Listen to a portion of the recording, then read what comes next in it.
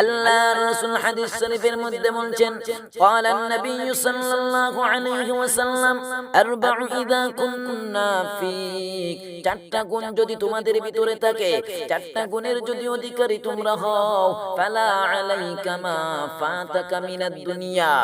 আর যদি দুনিয়ার সব কিছু তোমাদের কাছ থেকে হারিয়ে যায়, ও দুনিয়ার মানুষ শুনে রাখো, এতে তোমাদের কোনো লস নাই, এতে তোমাদের কোনো ক্ষতি নাই। আল্লাহর রাসূলের সাহাবীরা বললেন, ইয়া রাসূলুল্লাহ, ইয়া হাবিবাল্লাহ নবী,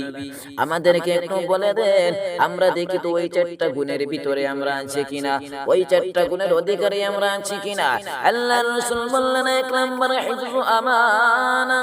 এক নম্বরে হলো আমানত রক্ষা করা, ওয়াসিদকু হাদিস, দুই নম্বরে হলো সত্য কথা বলা, ওয়া হুসনু খুলুকিন, তিন নম্বরে হলো উত্তম চরিত্রের অধিকারী হওয়া, আর চার নম্বর হলো ওয়াইফাতু ফি তুআমাতিন, হালাল খাবার, পবিত্র খাবারের ব্যবস্থা করা। ও দুনিয়ার মানুষ, এই চারটা গুণের বিশিষ্ট যদি তোমরা হয়ে যেতে পারো, এই চারটা গুণের অধিকারী যদি তোমরা হয়ে যেতে পারো,